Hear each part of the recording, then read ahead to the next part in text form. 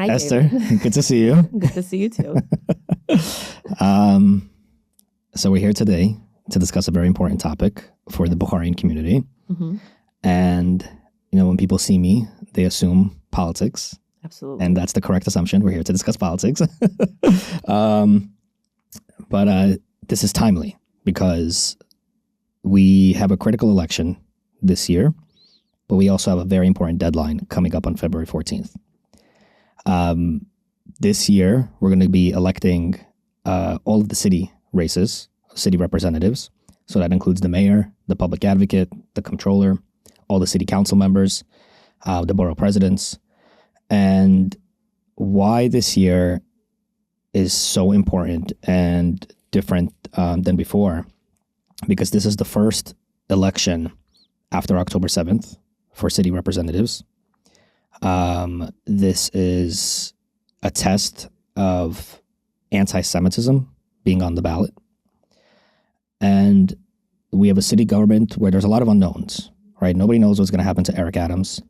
But his approval ratings are also very, very low. And disapproval ratings are very high. So it's very likely that Eric Adams will not be, right, the next mayor. And it's important for our community to play a role in deciding who the next mayor will be. But the only way to do that, and there's this caveat, right? People think that they can just go and vote, and as long as they're registered, they voted before, they'll be able to vote again. It's different because we have two elections, right? We have the November general election where people are used to going to vote, right? But then we have a primary election in June that people may have heard of but are not too familiar with. That is where sort of like the bread and butter is made. The June primary election determines most likely who will win the November general election. Because in New York, Democrats outnumber Republican registrations 7-1. So for every one Republican, there are 7 Democrats. And when you look at who turns out for these elections in June, extremely low numbers. I mean, a single city council district can have anywhere from 15,000 to 20,000 people, sometimes even less than 15,000 voting in these primaries. But a city council member represents 165 to 180,000 people. Those are low numbers. So that's 10% of the community electing somebody that's their voice at City Hall. The thing is that only registered Democrats can vote in a Democratic primary in New York. Yeah, that's why I wanted to have this discussion, because you're in politics. So you know this, you know the rules, you know what needs to be done. And I'm just someone that happens to be in the political comedy realm. And even I didn't know before this year that it's a closed party state and you would have to be registered as one party to another. I remember me and you had this conversation when you were explaining to me how important it is to vote locally and how we should get this message out there for the people. And my immediate reaction, the knee jerk, was, oh, we have time until June. We don't need to do all that right now.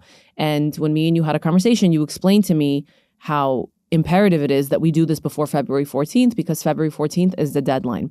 Now, I can genuinely speak to this because I feel like I'm a conservative, but I am a registered Democrat since we spoke. And I wanted to come on and let people know that, it's okay to ask questions.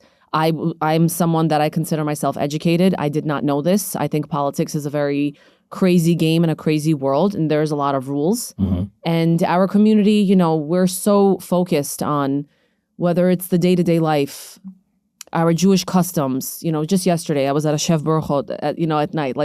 People need to understand that your day-to-day doesn't have to stop to make this decision. And this is a very, very important decision for our kids' safety. Now, I know people only know the popular names like Eric Adams, for example. And I don't even think that people are even crazy about him as a selection. Mm-hmm. But there is one selection that really worries me. And it is the one that is currently right now in the lead. He's kind of I wouldn't say lead, but he's toe-to-toe with Eric Adams, and he's gaining traction. Yeah. And him being on the ballot alone is anti-Semitism on the ballot. At the end of the day, we have to be able to differentiate politics with where our values are.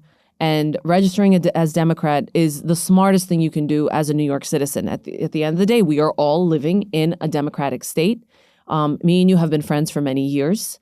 I don't know why people assume or think, that's what I'm here for. I'm here to squash that belief that David is a Democrat that wants to, hurt people or, or he's radical, socialist, communist. That is the farthest thing from the truth. It is a very, very crazy time in the political world, especially because there's so much misinformation out there and people need to understand where, how things work in order to get ahead. You have to be registered as a Democrat because it is a closed party state. That is the law here. We're not saying to people to register Democrat because we have to pick the Democrat that's the most powerful one. This is not what people are saying at all. It is imperative that we all focus on being involved in this election. Otherwise, when it comes time to make that selection, everyone is going to be, acting like, oh, nobody told me. I didn't know. Why can't I vote? It's rigged. We don't want to hear all that. At the end of the day, were you born here? Yes. So you were born here. I was 4 years old when we came here. Okay. 35 years ago when Bahrainians first started, coming over here. And I know that the old school Bahrainians back in the day, maybe even in the 70s and 80s, some families came here. But most of the families immigrated here in the 90s. It was okay to not know at that time. It was completely okay. It was accepted. We came over here. We were just trying to survive. But as I get older, now I have my own kids, I'm very involved in this aspect of it. I want to absolutely be involved and see what kind of people are running my kids' schools or what kind of people. And it doesn't matter if you're in yeshiva. I want to make that very clear. There's some people that think that because their kids are in a yeshiva that this does not affect them. Right. This will absolutely affect you down to the potholes getting filled in our neighborhoods. So, I'm very thankful that we're able to have this discussion because this is really important. If our people don't get out and vote, and today's February 4th, to timestamp that, maybe this video won't get even released when we were able to record it. But 10 days left from this moment that we're recording, it is imperative that people take this 90-second to go ahead, share the link with their family and friends, help your grandparents, help your parents. But let's backtrack a little bit, right? Let's talk about dispelling myths. Yes. Right? A lot of Bahrainians think that their vote doesn't count. Yeah. Right? They vote in the presidential election.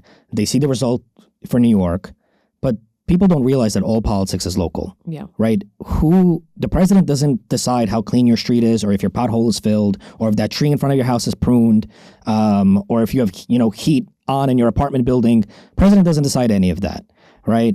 It's your local officials that have influence in your day-to-day life and the quality of life.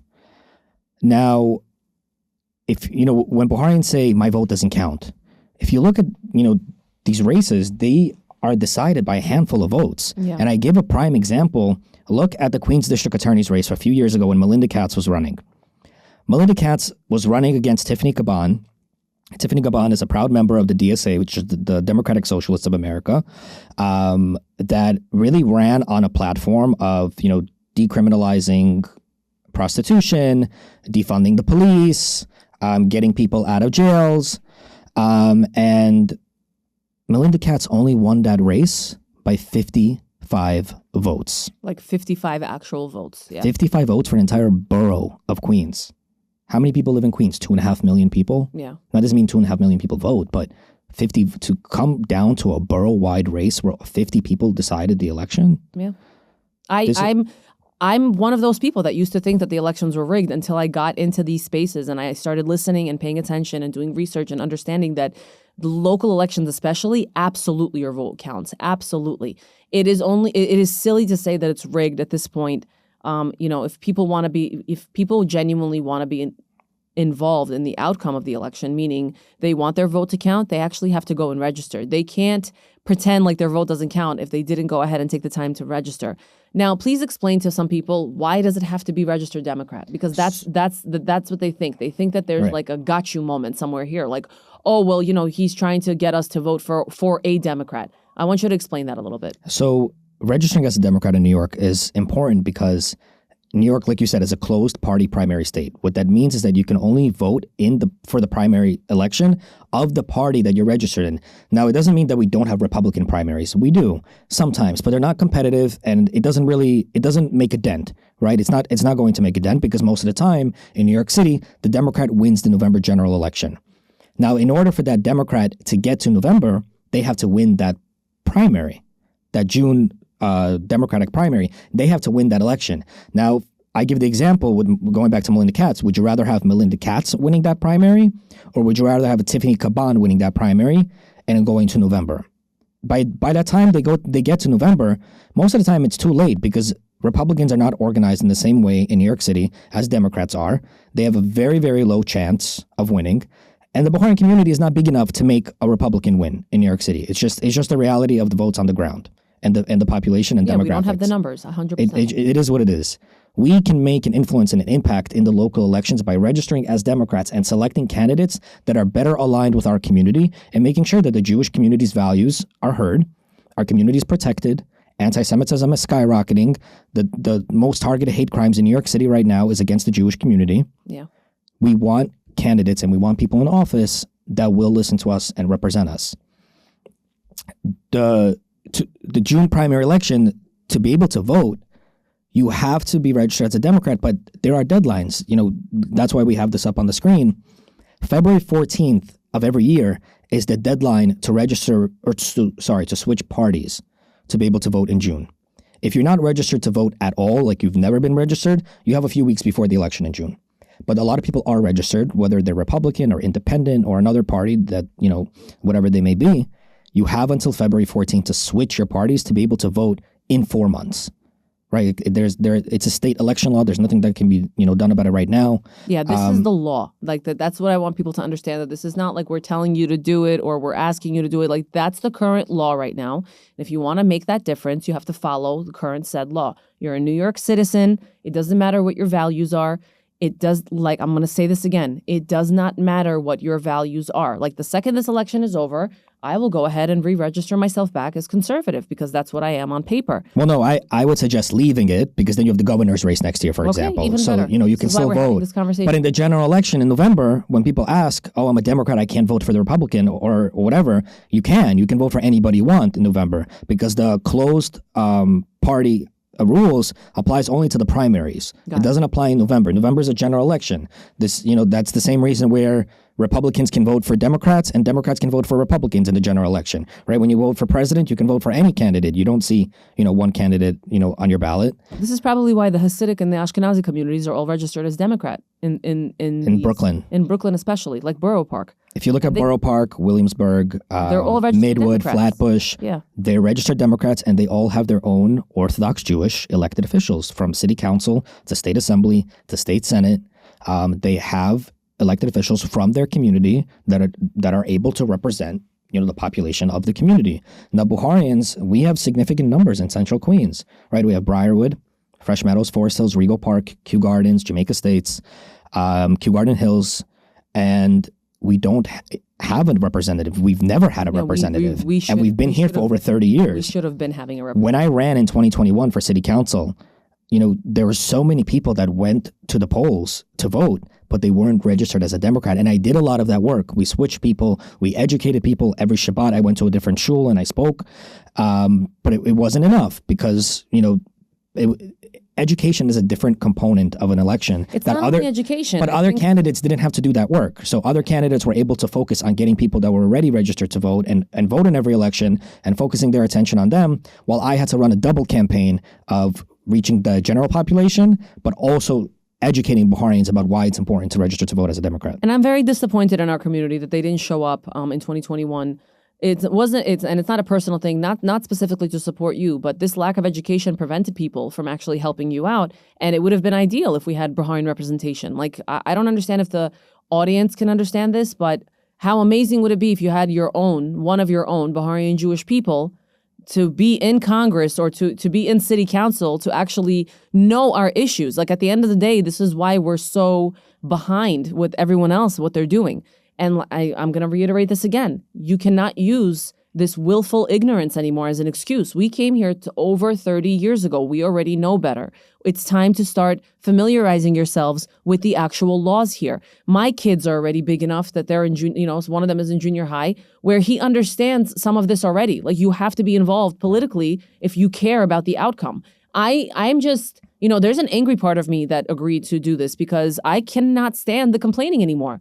from Bukharsky Тоже Placha to Buharian community posts, you all know what I'm talking about. You cannot go on there and complain about the state that your city is in, whining and complaining. Who are you complaining to? Right. You are a tax-paying citizen. Do you have any idea how powerful you are? All of us have a voice. All of us are powerful. This is not communism, Russia. This is not Sovietsky Soyuz. This is not USSR. Putin is not going to come out and chop your head off for saying something against him.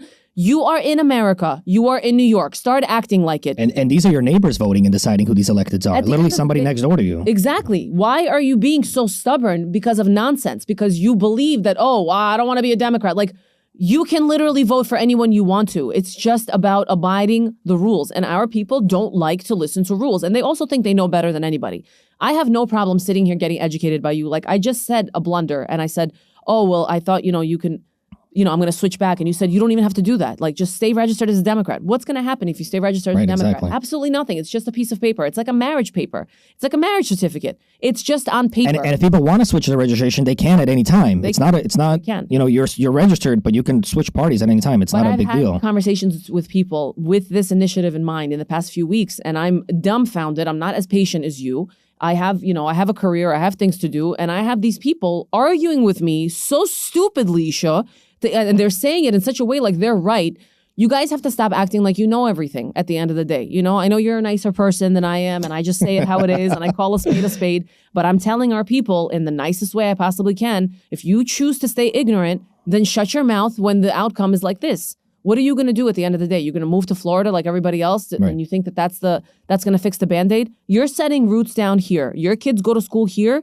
All of us should be at these elections. All of us should be at these polls, volunteering, whatever it is. I'm not even going that far. All we're asking, this main takeaway message, we don't want to take up too much of people's time, is actually look into this. This is the current law. We are in a closed party state, but that is okay. Right. Other states have different laws. For example, in California, they don't have a closed they don't. primary. So like the top two vote getters advance to the general election, but it could be two Republicans, it could be two Democrats, it could be a Democrat and a Republican. They don't have the same rules. This is a New York law. It's not a federal law. And what I want to emphasize also is that, if you want to get more granular, like into the politics, when they say, well, why don't we just push a Republican anyways? The number of Democratic elected officials in New York City and state vastly outnumber the number of Republicans, which means even if you elect a Republican from your local community, they will have no power to bring back any funding to the local community, to pass any bills in the legislature, and they'll just be there like a sitting duck, keeping the seat warm. Yeah. That's why if you look, you look at the more conservative Jewish communities in Brooklyn, they're all Democrats because they know that's where the majority is in Albany at City Hall, and they're able to bring back those resources. People don't understand. It's not just getting up and filling a pothole and telling, DOT to do this and that. These positions come with money. Yeah. For capital funding, for discretionary funding. How many community groups do we have in the Bahrain community? Always fundraising, always asking people for money. How many of them actually get government funding?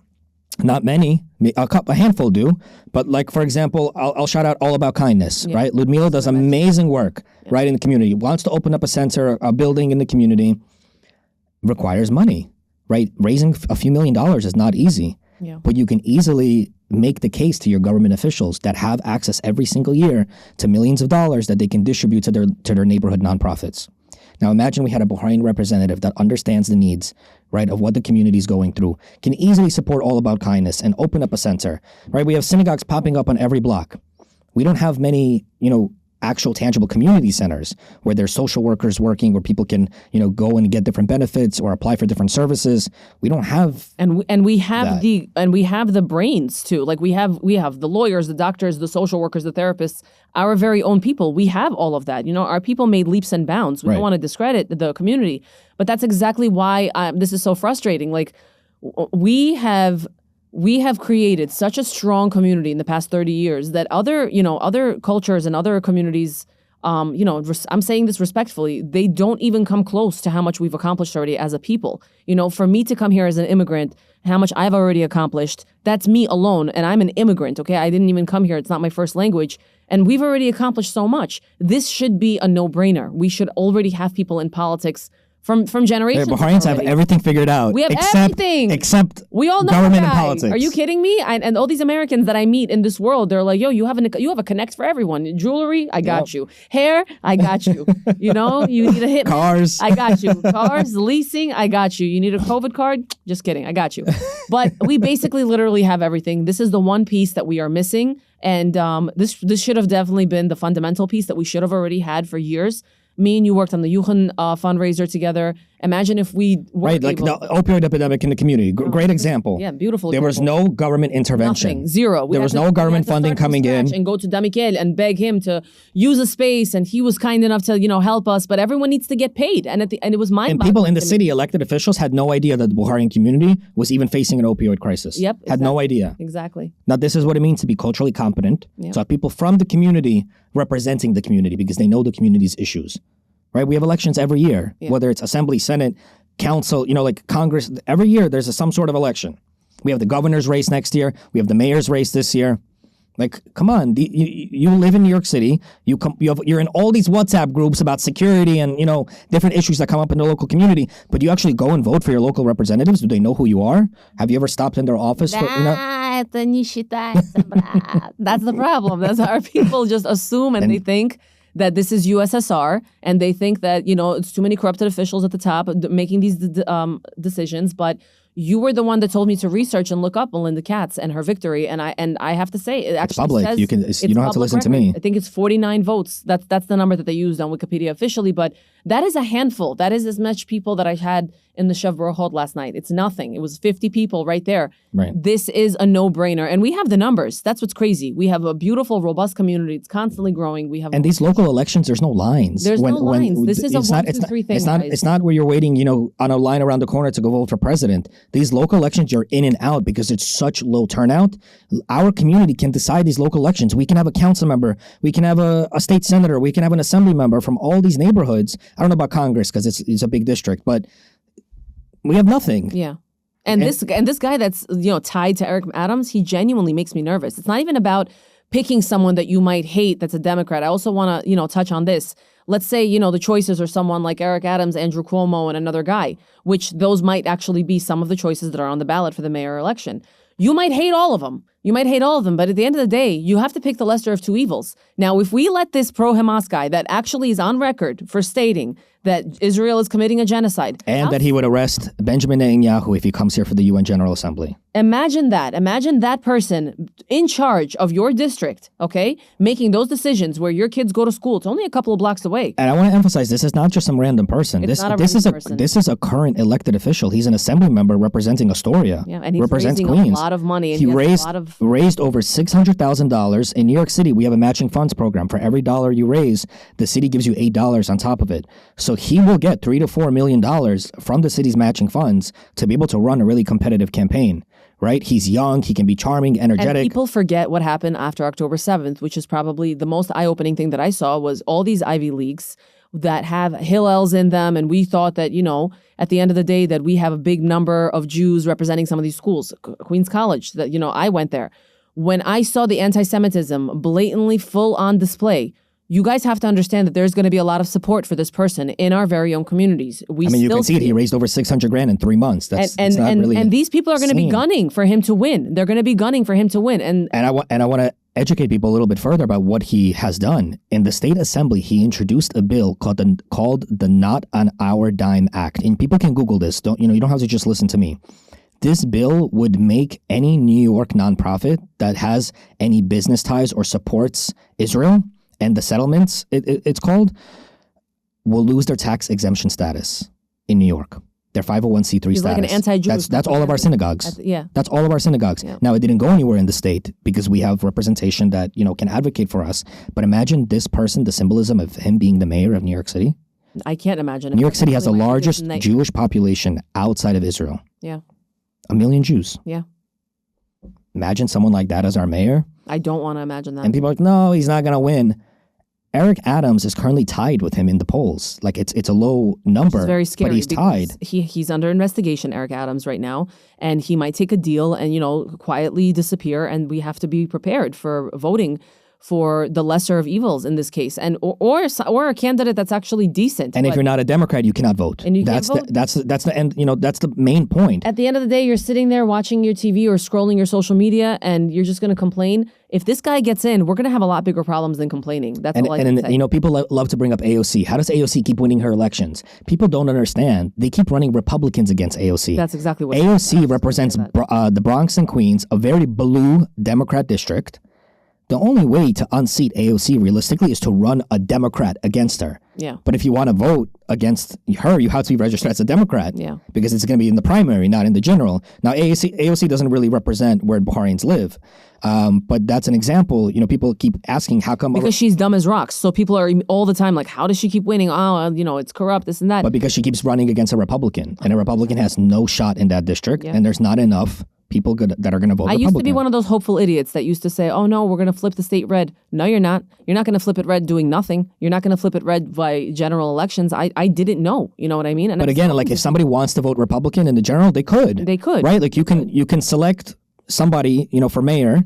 As a Democrat, let's say you want to vote for Eric Adams again. You vote for him in the primary, say he advances, but you want to vote for Curtis Lewa in November general election as a Republican. You can do that, right? It's 2 elections. Yeah. So one doesn't, cancel the other. That's the main takeaway here, guys, is that if you register before February 14th, you can actually be involved and having a say in all of these people that were mentioned today. It doesn't matter where you align politically. It genuinely does not matter. Your values do not matter. This is about a piece of paper, and this is about doing the right thing per the law of where we currently live. There are all kinds of different laws. State and local laws are sometimes different.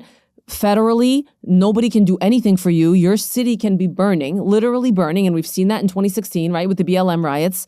The city was burning, and some people are like, oh, why didn't the president do anything? You guys have to understand that politics, local and state, that decision was left to the state governors because he didn't want to look like a tyrant at that time. And also the Constitution gives states, the exclusive power to police their own state. I want people to understand this, that you have to be more involved than just the general every 4-year election. We have elections every single year. And if we are living in a democratic state right now, that may change in the future. But currently, right now, living in the present, you must all register to vote before February 14th. Switch parties. We'll drop the link. It's very easy. It takes a minute. Seconds. You just need your driver's license. That was it. I got mine done in 20 seconds. I kid you not. Click on the link. Got my letter in the mail a week later. Everything was fine. Now I'm ready for that election. But February 14th is the deadline because let's say you register February 15th. Now your registration will still go through, but it'll only be active after the June election. So like July 1st, you'll be able to have that updated registration. You won't be able to go vote in June. Please don't wait, guys. This is the main message here. Do not. Oh my God, if I read even one message, even one DM of somebody asking me, how do I register? And it's June, I'm going to block you, okay? But all jokes aside, this is a really, really serious topic. Myself and David took the time out of our very busy schedules to come here. Kaykov is kind enough, Kaykov Media, to help us get this message out to the communities because that's how important this is, okay? I have things to do. He has better things to do. Kaykov does not need to be wasting his money or time or, this beautiful space and having us waste any time. We are doing this because we care about the community that we live in. Period. Full stop. End of story. And it's also, enough is enough. Enough is enough. Be involved. What's the issue? Why is there only a handful of people in this huge city with, like he said, 1 million Jews in this freaking city, the biggest population outside of Israel, and we have to even have conversations like this? But you know what? God put us here for a reason. Maybe we needed to have this conversation. It is not too late. You have a good 2 weeks left. Don't wait until last minute. Do it right now. You open your phone, you close out My Beautiful Face, and you go ahead and you click on that link and you register. Register to make your vote count. It is not rigged. This process is important. We must start voting for the lesser of evils in order to represent ourselves and our children better. If you don't want to do it for yourself, that's fine. Do it for your children and do it for the children of the community. And you can very well be the deciding factor in an election. 1,000%. In a local election? 50 hand-counted votes decided the last district attorney election. And I can tell you right now, she has done phenomenal work for the state of New York and for the Jews that are living here. And her pro-Israel work is incredible. So please, get more involved. If we lose this election, it's going to be very dire and scary times for the city of New York. And it's a 4-year term. It's a 4-year term. We do not want that. And like I said, and I'm going to say this again, who is in office in the big White House now, that does not matter here. You must be involved in your local elections. You must register. It's just a piece of paper.